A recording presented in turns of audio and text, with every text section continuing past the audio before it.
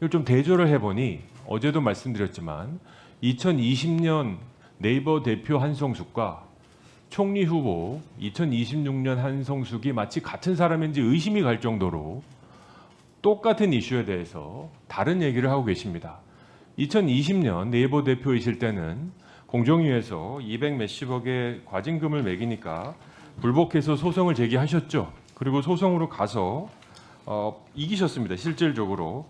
그래서 판례를 아주 중요한 판례를 하나 만들어내십니다. 알고리즘 자율성을 인정받으셨고요. 동등 대우 요구할 법령상 근거가 없음이라는 판례를 만든 장본인이십니다. 그런데 지금 온라인 플랫폼법은 그걸 고치자는 겁니다. 이 정부의 핵심 과제 중에 하나인 온라인 플랫폼법은 말도 많고 탈도 많고 뭐 여러 가지 국제적으로 이슈도 있습니다만 요 취지만큼 전 동의가 됩니다. 알고리즘을 독과점해서 소상공인 입점하는 분들에게 동의할 수 없는 부당한 대우를 하지 말자. 그런데 지금 이렇게 알고리즘 자율성을 인정해야 됐다는 분과 이게 좀 설명을 드려야 될 것 같습니다. 네이버 대표였습니다라는 말 자체로는 저는 안 돼요. 해보니까 네이버가 좀 또는 플랫폼 기업이 소상공인들에 비해서 너무나 우위적 지위로 인해서 소상공인 분들이 알고리즘 때문에 피해를 보기 때문에 조작금지법을 동의하겠다라고 하든지 또 두 번째 보시면 슬라이드를 보시면 대기업 플랫폼 자유 보호 그래서 플랫폼과 소상공인들 간의 충돌 이게 사회 갈등이거든요. 구조적 갈등입니다. 이거는 많은 의원들이 얘기하신. 근데 2020년에는 구조적 갈등에서 강자인 대기업 플랫폼 자유보호 입장을 누구보다 앞장서셨습니다. 어제 네이버 대표였기 때문에 이런 말을 했다라는 취지로 전 들렸습니다만 그래서 그런지 소상공인들이 지금 임명되자마자 이렇게 길거리에 나와서 시위를 하시고 이례적으로 매우 이례적으로 진보 성향의 참여연대 단체에서 진보 정부인 이재명 정부의 총리 후보자를 두고 이렇게 시위를 하고 계십니다. 자, 아까 얘기한 사회적 갈등을 해결해야 되는데 설마 사회적 갈등 해결 방법이 강자를 위한 편에 서서 갈등을 해결할 건 아니시지 않습니까? 네. 그래서 이런 것들이 저희가 야당 의원으로서 과연 후보께서 총리로 인정받을 때 사회 갈등을 풀어낼 만한 진심이 있는지 그리고 네이버에 있었을 때도 이제는 할 수 없는 일이지만 저 때 네이버 대표임에도 불구하고 국회에서 또는 네이버 안에서 이거 좀 너무하다. 우리가 갖고 있는 독점적 지위 때문에 소상공인들이 피해를 본다. 이런 거 좀 조정하자.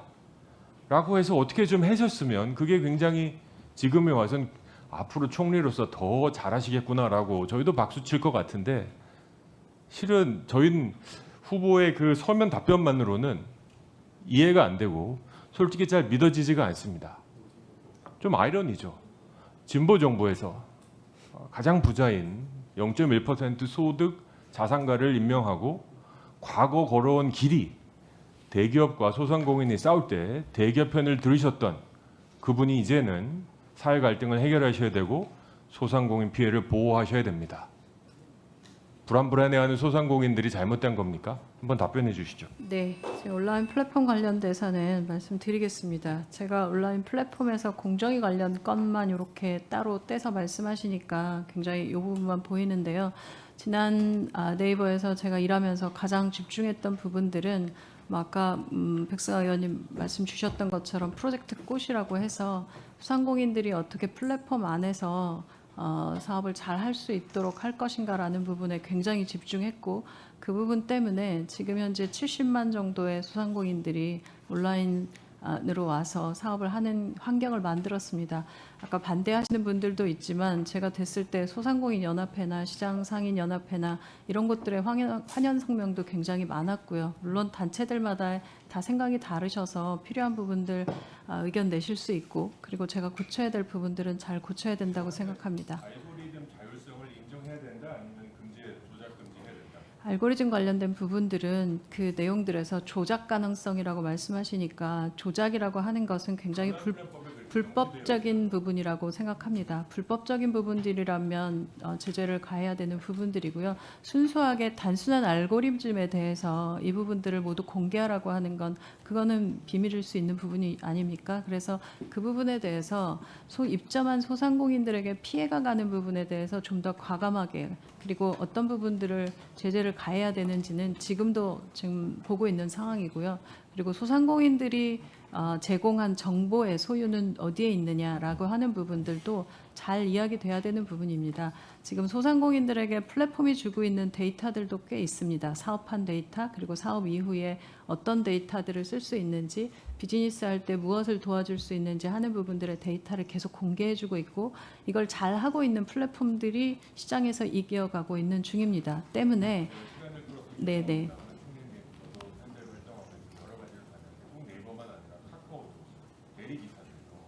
점점 프리미엄 서비스를 써야 콜이 소위 좋은 콜이 들어오는 그런 알고리즘에 불만을 갖고 계신 겁니다. 이제 선택이 아니라 필수가 되어버리면서 점점 플랫폼 기업들은 수익을 올리고 소상공인과 대리기사, 그다음에 택시 운전자분들은 수익에 너무 많은 부분이 뺏긴지 다 아시는 얘기잖아요. 그러니까 의원님 말씀하셨던 알고리즘 조작 관련된 부분이 아니라 이 소상공인들에게 불공정 거래가 관련된 부분들은 제재를 가할 수 있다라고 말씀드렸고요. 거기에 대한 부분들이 좀 더 강력하게 들어가야 된다고 생각하고 있는 부분입니다.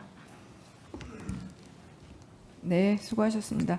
저도 이 알고리즘 문제는 후보자님이 정말 최고의 전문가 중에 한 분이시기 때문에 꼭 말씀드리고 싶은데 정말로 이 알고리즘이 이렇게 플랫폼에 독점으로 기결되는 것도 문제지만 우리 청소년들 얘기도 많이 했잖아요. 이 알고리즘에 의한 폐해가 요즘 점점 커지고 있다고 생각합니다.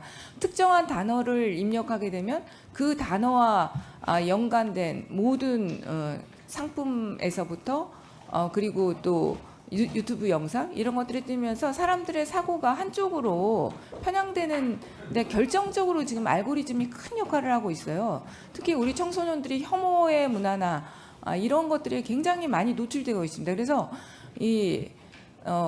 총리가 되신다면 정말로 최고의 전문가로서 이 문제를 좀 깊게 생각하시고 해결책을 좀 내놓으셨으면 좋겠어요. 네, 네. 알겠습니다.